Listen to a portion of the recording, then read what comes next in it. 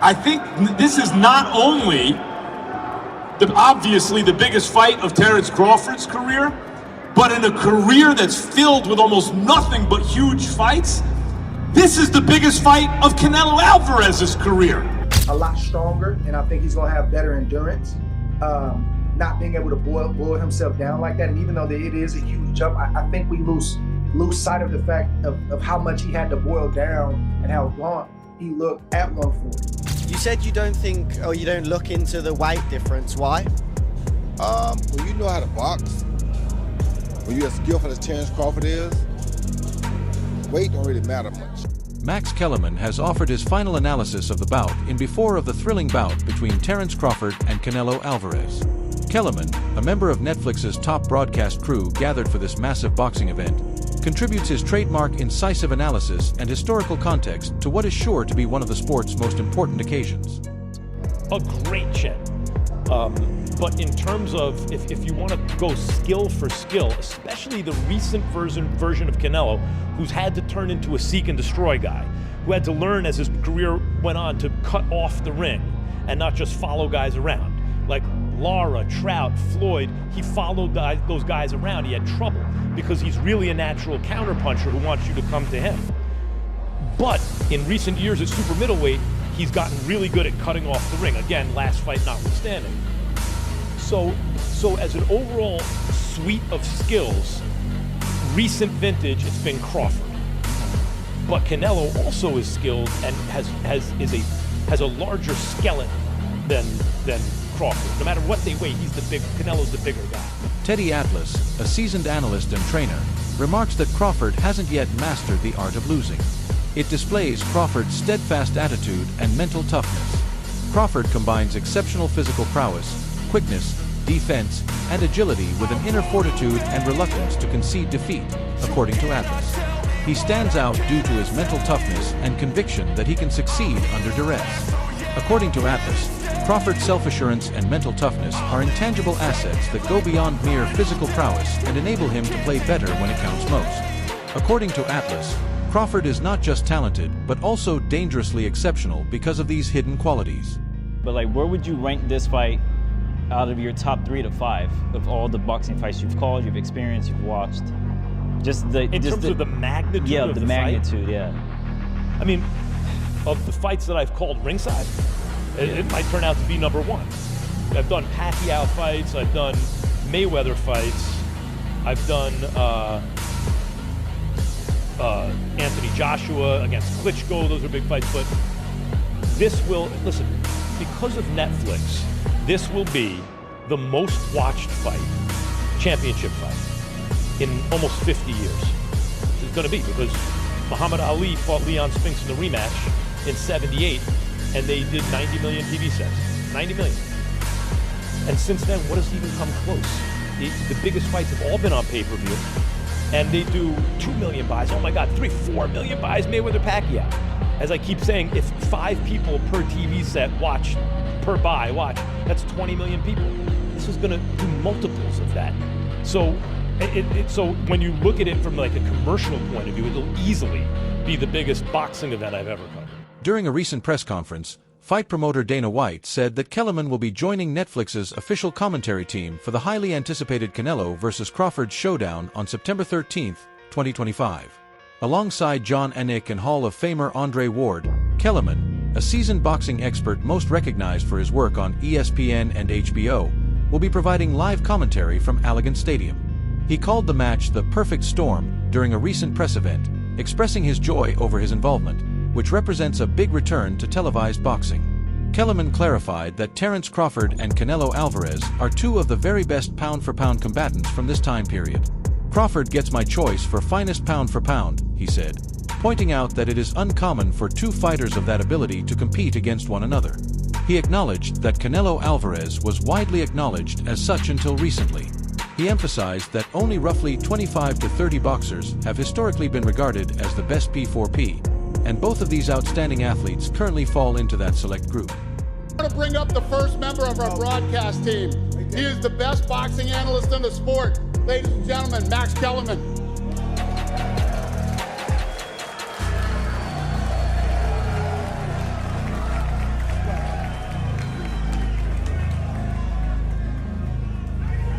right, so I know you guys are excited about this fight, but I don't think you understand what a big deal it is. This is a perfect storm, a perfect storm.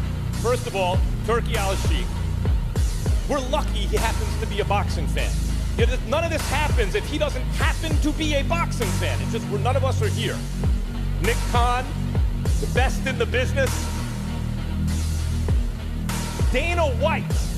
Dana White is the greatest combat sports promoter of my lifetime. And it's his first ever boxing promotion. So that's who's behind what you're gonna see. You know who's the best pound for pound fighter in the world? The most recent one. Bud Crawford. Apologies to the monster and Usyk. Bud Crawford has my vote for best pound for pound. Who was the best pound for pound before Bud? Canelo Alvarez, universally recognized that way. But it's not just these two guys, the last two best pound for pound fighters in the world. There haven't been that many. Before Canelo, who do you have? Before Canelo, Floyd or Andre Ward, Floyd Mayweather. Before, you could take the lineage back. There have only been, I don't know, 25 or 30 fighters who ever lived who you said that's the best pound for pound fighter in the world. These are two of them, the last two. And they're gonna fight in Las Vegas on September 13th. Canelo is 62-2 with 2 draws, 62-2-2. So was Marvin Hagler when Sugar Ray Leonard moved up to fight him and they produced one of the biggest spectacles in the history of boxing. This fight is a perfect storm. I could not be more excited to be a part of it. According to Timothy Bradley Jr., Canelo versus Crawford's first round will not be very exciting. Instead, it will resemble a strategic game of chess. He anticipates that both fighters will first hold back, refraining from hasty maneuvers while they evaluate one another's timing, rhythm, and distance. Bradley notes that Crawford has a tendency to pace himself during crucial battles, patiently setting up tactical traps. Canelo, meanwhile, frequently spends the first few rounds to assess his opponent and adjust as the fight progresses. Reed, played by Bradley, advises spectators to expect a quiet opening round in which both competitors exchange important information before picking up the ante in subsequent rounds. Feel his punching power as well. You know, in the beginning, it's all the position balance. Like both guys are trying to get balance and trying to find their rhythm. You know, understanding their distance to where they can punch and at the same time avoid getting hit. You know, it takes Crawford a little bit more time than I would say Canelo to get right to it. Canelo, although I would say he is a prolific counterpuncher, fantastic counterpuncher, you know, he tends to find his spots a lot quicker. You know, and the indication of that is when, if you look at any of the boxers that Canelo has faced, Trout, even Danny Jacobs, even when he fought against Charlo, you just check out the first round. You know, he usually takes off, just feels the power, you know, cruises, you know, see what these guys know, couple of feints, level changes, you know, just gathering information, right? Crawford does the same and similar things. So I think the first round's gonna be a real like calm and cautious round by both fighters. But in the second round, Canelo's gonna start applying that pressure. Pre-engagement with Crawford is a little bit more difficult than a Charlo, okay? So let me explain. So pre-engagement is the movements before you get into that sweet spot, which is mid-range, to be able to let your hands go, right? Both guys are trying to counter each other's movement. Both guys are looking at each other's, you know, hands, trying to anticipate what they believe is going to come next. During those periods right there, Crawford is one of the best at it, okay? Because he's smart, he's cerebral. Like a fighter to a fighter, we can feel when another fighter is like, oh, he's going my rhythm. Shakur Stevenson, the WBC lightweight champion, is steadfast in his conviction that Bud Crawford will defeat Canelo and perhaps even stop him. Stevenson has frequently highlighted Crawford's exceptional abilities, pointing out that his southpaw stance, speed, and ring IQ offer him a clear advantage. To warn supporters that this might be a biased performance, He has even implied that Crawford will cook Canelo. Stevenson first made this forecast in 2021 and has since reiterated it, claiming that Crawford's accuracy and versatility make him not only a contender, but also the obvious choice in this crucial match.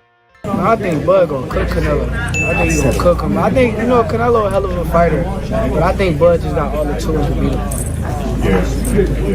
You don't think the weight difference is gonna be too big of an advantage? I think y'all make that something, in certain fights, Boxing makes it something, not us. like if this was like a Benavidez, he's actually a lot bigger than Bud, so that would like apply. But I feel like with Canelo, he's like physically kind of big, but like height wise, he's kind of small. So I don't think so. No, I think that's possible. Like I'm not saying that it's going to happen, but I think it's a possibility if Canelo gets to acting out of line and not understanding that Bud could crack too. So.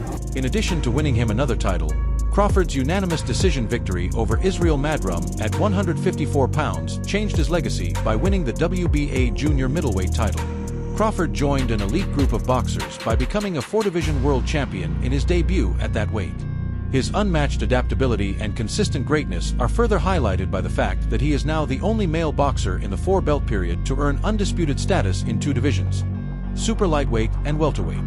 This accomplishment demonstrates Crawford's steady domination throughout levels and solidifies his place among the greatest athletes of all time, exhibiting an uncommon blend of versatility, perseverance, and supremacy at the highest level. There was more to the Madra bout than just another victory for him.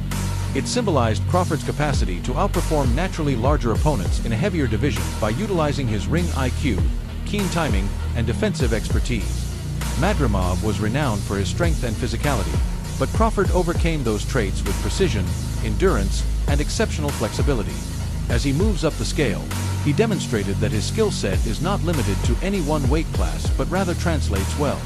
Fans and experts were convinced by this win that Crawford is not. He is prospering rather than merely surviving in higher categories. It solidified his standing as one of the most dangerous and adaptable boxers, regardless of weight. August of 2024. He spent from 2018 until August of 2024, right? 6 years at 147, okay? And he's had 8 fights at 147, all knockouts, and 1 fight at 154, which was a unanimous decision over Israel Madrimov. So you can make a case he's actually a welterweight jumping to 168. But he did make a pit stop at 54 and became a champion. So we have to acknowledge that because that goes into his accomplishment bag. That makes him a 4-division champion. So the concern is Terence Crawford jumping up in weight. This is a weight class that Canelo Alvarez has now been in since 2020. He's been at this weight for 5 years when he made his debut against Caleb Smith. But remind you, he fought against Danny Jacobs at 160 in 2019. Then in November of 2019, he jumped to 75 and fought Sergey Kovalev, then came back down to 68. So it's doable, right? But with that said, everybody's concerned with the weight and how Terence Crawford puts on the weight. So let's explain. As you see the new photos that Terence Crawford has leaked, Terence Crawford has lean bulks, okay? As you see here, Terence Crawford there, right? He has lean bulks, okay? He put the bulk on in his weight, in his legs, and in his shoulders to be able to take the punch. Additionally, Coach Dave Caldwell emphasizes Crawford's distinct approach by highlighting his ability to change stances with ease and control distance with his footwork. One of Crawford's most underappreciated skills, in Caldwell's opinion, is his leg movement, which he uses to establish angles, annoy opponents, and control the tempo of battles. According to Caldwell, these qualities might be the secret to victory against a formidable pressure fighter like Canelo. He clarifies that Crawford has the means to outmaneuver Canelo and score points if he can stay mobile and stay away from getting stuck against the ropes. When the fight got made, I've always fancied Crawford. I just think he's different. I think there's something about him. I think if you add what Crawford's good at his brain.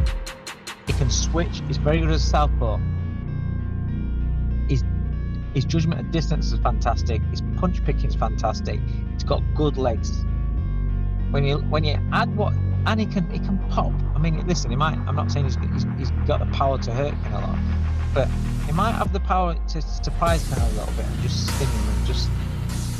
But when you look at what Crawford does well, and then I look at this version of Canelo, as Canelo's got on, his punch rate's gone down. His feet have never been the fastest, but he's always had good placement of feet.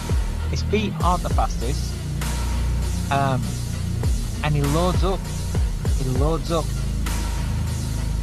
And he don't really like boxing at a pace.